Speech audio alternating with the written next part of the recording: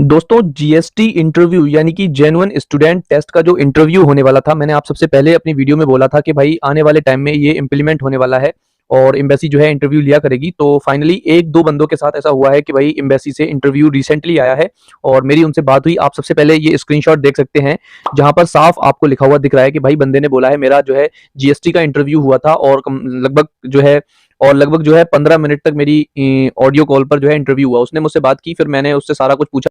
उसके बाद फिर मैंने सोचा क्यों ना ये वीडियो आपके साथ शेयर की जाए, ताकि जो बंदे जीएसटी के इंटरव्यू से बहुत ज़्यादा परेशान हैं और सोच रहे हैं कि अगर फ्यूचर में हमारे साथ भी इंटरव्यू हुआ तो हम कैसे उसको क्रैक कर सकते हैं, उसमें कौन-कौन से क्वेश्चंस ज़्यादातर पूछे जाएँगे, क्योंकि बहुत सारे फाइल्स ऐसे एजेंट्स के पास भी हैं बच्चों की जो कि कुछ नहीं जानते हैं। बिल्कुल आपको बहुत सारी परेशानियों का सामना भी करना पड़ सकता है अगर आपने जीएसटी का इंटरव्यू जो है क्रैक नहीं किया। दोस्तों घबराने वाली कोई बात नहीं है, जीएसटी इंटरव्यू बहुत ज़्यादा ईज़ी होने वाला है। मैं आपको बताता हूँ वन बाय वन क्वेश्चन कैसे किस तरीके से आपको जो है क्रैक करना है, और जब मैं आपको पूरी वीडियो बता दूंगा तो आप देखेंगे कि भाई कितना ज्यादा इजी ये होने वाला है। और जिस बंदे के साथ हुआ है उसको भी मैंने बहुत समझाया कि भाई बिल्कुल आपको टेंशन लेने की कोई दिक्कत नहीं है, आराम से you will get your visa soon. बने रहिए वीडियो से लास्ट तक। वीडियो करते हैं start without wasting your time. If you are new one on my channel then please subscribe and also press the bell icon for the latest update of my videos. Like करके video को share भी कर देना ताकि इस चीज से कोई भी बंदा परेशान ना रहे। दोस्तों जब मैंने उस बंदे से बात की, लगभग मेरी उससे 15 से 20 मिनट बात हुई। उसने मुझे बताया कि भाई सबसे पहले मेरे पास कॉल रिसीव हुआ था जो कि ऑडियो कॉल थी और ऑडियो कॉल एम्बेसी के जरिए आई थी। उसने मुझे बताया कि भाई एक ऑडियो कॉल आई थी जो कि एम्बेसी के जरिए आई थी। एम्बेसी के किसी ऑफिसर ने उसको जो है कॉल की और उसने कॉल पिक की, तब उसने सब चीज स्टार्ट की। सबसे पहले उसने बिल्कुल सिंपल तरीके से उससे नाम पूछा। इंग्लिश में ये इंटरव्यू हुआ था, हालांकि हिंदी में भी दे सकते थे, कोई इशू वाली बात नहीं थी इसमें, ठीक है। तो सबसे पहली बात मैं आपको बताऊं, दो तरीके से ये जो है इंटरव्यू लिया गया। सबसे पहली चीज जो था वो हमारे एकेडमिक्स के ऊपर था और दूसरी चीज आगे मैं आपको वीडियो में बताने वाला हूँ, ठीक है। तो एकेडमिक्स पर भी उसने बहुत सारे क्वेश्चन पुटअप किए। सबसे पहला उसने पूछा कि भाई 10th और 12th कौन सी ईयर में की थी। उसने बताया भाई 21 में या 22 में, जब भी उसने की थी, ठीक है।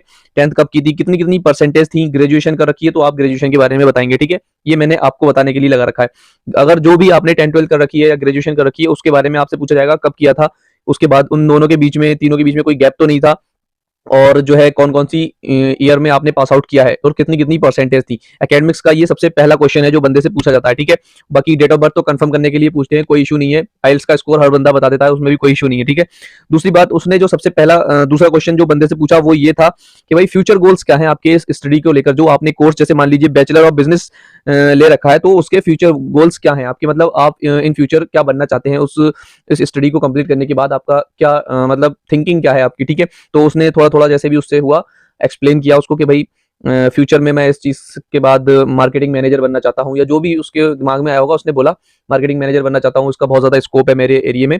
और after completing my education from Australia I will come back to my India, और इंडिया में मुझे बहुत ज्यादा सैलरी पैकेजेस मिल जाएंगे, ठीक है। तो ये हटाने के बाद बंदे ने अगला क्वेश्चन पूछा, भाई इस कोर्स के बेनिफिट्स क्या हैं, ठीक है। और कोई सा कोर्स आपने चूज क्यों नहीं किया, बेनिफिट्स आपके क्या है इस कोर्स के, जो आपने बैचलर ऑफ बिजनेस, मान लीजिए बैचलर ऑफ बिजनेस ले रखा है, बाकी कोई सा भी कोर्स हो सकता है, आप उसके बारे में थोड़ा थोड़ा स्टडी कर ले, ठीक है। तो उसने बताया कि भाई सबसे पहली बात तो ये है, इसका स्कोप इतना ज्यादा है इंडिया में कि बहुत ही ज्यादा, जो अगर मैं कहीं पर भी अगर एक फॉरेन की डिग्री लेकर आ जाऊं, और खासकर ऑस्ट्रेलियन यूनिवर्सिटी से किसी की भी डिग्री लेकर आ जाऊं इस कोर्स की, तो मुझे बहुत हाई पैकेज की सैलरी मिलेगी और मेरी रेपुटेशन भी ज्यादा होगी as compare to the degree holders of Indians. तो उसके अलावा मुझे जो है जितना ज्यादा मैं खर्चा कर रहा हूँ ऑस्ट्रेलियन यूनिवर्सिटी में पढ़ने के लिए, वो मैं विद इन ईयर या फिर विद इन 2 ईयर्स के अंदर ही निकाल लूंगा after completing my degree from Australian university, ठीक है। ये तो निपटाई उसने बात। उसके बाद उस बंदे से पूछा गया कि भाई आपने सिर्फ ऑस्ट्रेलिया ही क्यों नहीं चूज किया, बहुत सारी यूनिवर्सिटी, बहुत सारे जो है, बहुत सारी कंट्रीज ऐसी हैं जो बेस्ट एजुकेशन प्रोवाइड करती हैं स्टूडेंट्स को, तो आपने उन यूनिवर्सिटीज में अप्लाई क्यों नहीं किया, उन कंट्रीज में अप्लाई क्यों नहीं किया। तो उसने बताया कि भाई ऑस्ट्रेलिया का सबसे, और ये क्वेश्चन बहुत कॉमन है और ये क्वेश्चन ज्यादातर मैंने देखा है भाई जीटी के टाइम पर भी पूछा गया था, ठीक है। और मैं भी बताऊंगा ये हुआ किस तरीके से है इंटरव्यू, पहले वीडियो से बने रहे लास्ट तक। उसने पूछा कि भाई ऑस्ट्रेलिया ही क्यों, कनाडा क्यों नहीं, यूके क्यों नहीं, अमेरिका क्यों नहीं, और ये जो है अपना ऑस्ट्रेलिया ही क्यों। तो उसने सबसे पहले बताया भाई ऑस्ट्रेलिया में जो है सबसे ज्यादा जो कॉमन है वो है वेदर।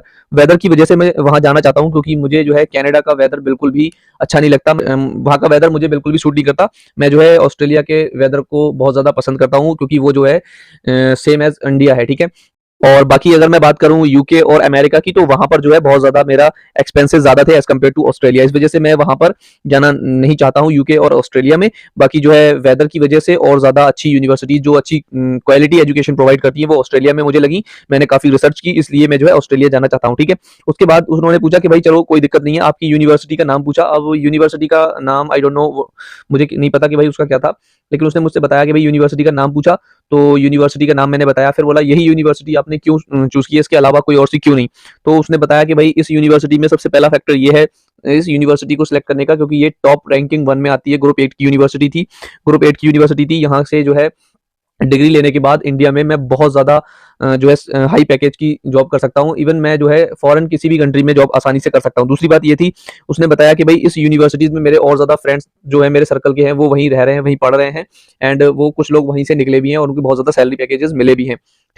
दोस्तों अब आते हैं हम सेकंड पार्ट इंटरव्यू के, जो है फाइनेंशियल, ठीक है। बंदे से पूछा गया कि भाई फाइनेंशियल के बारे में अब हम आपसे क्वेश्चन पुट अप करेंगे। फाइनेंशियल क्या होते हैं, सबसे ज्यादा जो मेन फैक्टर रहता है भाई, एकेडमिक्स के बारे में हर बंदा बता देगा, बहुत ज्यादा टफ नहीं है, लेकिन इस चीज पर हर बंदे को जो है घेर लिया जाता है और हर बंदा इस चीज का बिना नॉलेज के जो है आंसर नहीं दे सकता। इवन जो है एकेडमिक्स के ऊपर अगर कोई भी क्वेश्चन पूछे तो कुछ ना कुछ बना के बोल सकता है, लेकिन अगर यहाँ पर घेर लिया गया तो इससे बैड इंपैक्ट पड़ सकता है, ठीक है। इसलिए इस चीज को पढ़ने के बाद ही आपको जो है उसको आंसर देना है। और मैं तो ये कहूंगा कि भाई आप हर चीज को अपने कोर्स से रिलेटेड, अपनी यूनिवर्सिटी से रिलेटेड, ऑस्ट्रेलिया से रिलेटेड, और जो है फाइनेंशियल जो भी है आपके, जैसे उसमें से पूछा गया था भाई फंड्स कहाँ से शो किए हैं और कितने शो किए हैं, ठीक है। फंड्स के रिलेटेड सब कुछ पढ़ के पहले ही रख ले। तो मैं बताऊं भाई, सबसे पहले उससे पूछा गया कि फंड्स कितने शो किए हैं। उसने बताया कि भाई जितने भी 25 से 30 जितने भी हों उसके, ठीक है। तो कोई बात नहीं, उन्होंने बताया इतने इतने फंड्स हैं सेविंग अकाउंट्स में रखे हुए हैं, फादर के या मदर के, ठीक है, या मेरे, जिसके भी हो, उसने बताया, ठीक है।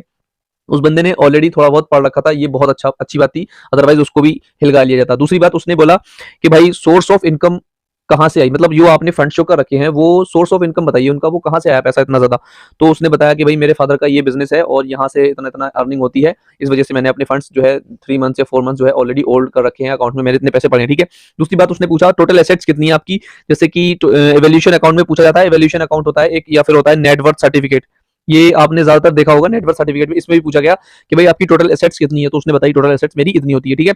जितनी भी हो कोई पता नहीं, जितनी थी उसने बता दी अपनी, जो कि उसकी एवोल्यूशन अकाउंट या फिर नेटवर्थ सर्टिफिकेट में लिखी थी। इससे ज्यादा बताने की कोशिश मत करना, जो आपके उसमें डॉक्यूमेंट्स में हो उतना ही बताना है, ठीक है, वरना बैड इंपैक्ट पड़ सकता है। तीसरी चीज उस बंदे ने बोली कि भाई टोटल फैमिली की इनकम कितनी है, ये भी मुझे टोटल फैमिली इनकम के बारे में भी पूछा गया कि भाई आपकी तो है टोटल फैमिली इनकम कितनी है, ये भी बताओ मुझे। तो उसने टोटल बता दिया आईटीआर को देखते हुए कि भाई मेरी फैमिली की जो इनकम है, जिसमें से फादर की इनकम मेरी लगभग 4 लाख या 5 लाख पर एनम है, या फिर मेरी मदर की 3 लाख या 5 लाख एनम है, ठीक है। इस तरीके से उसको बता दिया। दूसरी चीज मैं आपको बताऊं, लास्ट जो उसने क्वेश्चन पूछा था कि भाई आप जो है टोटल फीस कैसे कवर करोगे, जो आपकी बची हुई फीस है, ये बताइए आप। तो अगर आप जैसे आपको नहीं पता होगा, ठीक है, तो आप जाहिर सी बात है यही कहोगे कि भाई मैं वहां से अर्निंग करूंगा और अपने आप फीस निकालूंगा, लेकिन ये बिल्कुल गलत है। ऐसा बिल्कुल भी मत करना, अदरवाइज आपको वीजा मिलना बहुत मुश्किल हो जाएगा, ठीक है। तो टोटल फीस उसने बताई कि भाई मेरी टोटल जो फीस है, मान लो मेरी फीस जो है 40 लाख है, उसमें से मैंने ऑलरेडी 15 लाख या फिर 10 लाख पे कर रखी है 6 मंथ की। बची जो जितनी फीस, उसमें से जो मेरा फंड शो कर रखे हैं वो सारी कवर होती है।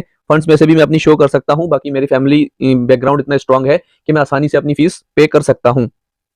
और इसी तरीके से होता है इंटरव्यू का दी एंड। और जो इंटरव्यू लेने वाला होता है उसने साफ बोल दिया कि भाई if you will be eligible to get your visa, you will get your visa soon, और अगर नहीं होंगे तो आपको जो है बता दिया जाएगा, ठीक है। तो फाइनली ये होता है खत्म। उसके बाद मैं आपको बता दूं, बंदे ने मुझे मैसेज किए थे कि भाई अब ये बताओ कोई बैड इंपैक्ट तो नहीं पड़ा होगा या फिर कोई रिस्क की बात तो नहीं। तो सबसे पहली चीज ये उस बंदे का आया था जिसका अनकंडीशनल ऑफर लेटर आया हुआ था। अनकंडीशनल ऑफर लेटर जिस बंदे का आया हुआ था उसी को ये जो है इंटरव्यू आया था। बाकी जिनके कंडीशनल ऑफर लेटर आए हैं, जीटी जिन्होंने कर रखी है, मैं इनकी भी श्योरिटी नहीं लूंगा कि भाई आपका इंटरव्यू नहीं आएगा। मैंने आपको पहले भी बोला 10% चांसेस आपके हैं और किसी के भी हैं, ठीक है। बाकी अब स्टार्ट हो गए हैं हल्के हल्के, और आने वाले टाइम में और ज्यादा इंटरव्यू आएंगे, लेकिन घबराने वाली बात नहीं है। बस यही क्वेश्चन है, एक आध क्वेश्चन और इससे ज्यादा पूछेंगे, इससे ज्यादा कुछ भी नहीं पूछने वाले हैं। आपकी एसओपी जो है वो तो पढ़ ही लेना, साथ में एक एक डॉक्यूमेंट को अपनी नजर में रखना, जैसे आपकी आईटीआर, नेटवर्क सर्टिफिकेट, और बहुत सारे जो मेन होते हैं, ठीक है। इससे क्या होगा, आपकी चीज एक एक दिमाग में रहेगी, और जो आप कोर्स सिलेक्ट कर रखा है आप उस कोर्स के बारे में पढ़ें, आपने जो यूनिवर्सिटी सिलेक्ट कर रखी है आप उस यूनिवर्सिटी के बारे में पढ़ें, आपने ऑस्ट्रेलिया क्यों जाना है इसके बारे में पढ़ें, ठीक है। एक एक चीज को आप बढ़िया तरीके से प्रिपेयर हो जाएं। इवन आपका जो है एजेंट मना कर रहा है आपसे, फिर भी आप प्रिपेयर रहें, कोई पता नहीं है, बाद में एजेंट तो हाथ खड़े कर देगा कि भाई आपको इंटरव्यू देना पड़ेगा, फिर आप फंस जाओगे उस जगह, ठीक है। इसलिए तुम्हारा भाई ये वीडियो लेकर आया सिर्फ तुम्हारे लिए। बहुत मेहनत लगी वीडियो को बनाने में, एक-एक चीज़ को मैंने इसमें कवर कर दिया है। इससे ज़्यादा हटकर नहीं आएगा definitely, I will guarantee you. Video को पॉज़ करके एक-एक क्वेश्चन को अच्छी तरीके से लिख लें और अच्छी तरीके से पढ़ लें। आई विल गारंटी यू कि भाई 15 मिनट के अंदर आप जो है ये जीएसटी का इंटरव्यू क्रैक कर लोगे।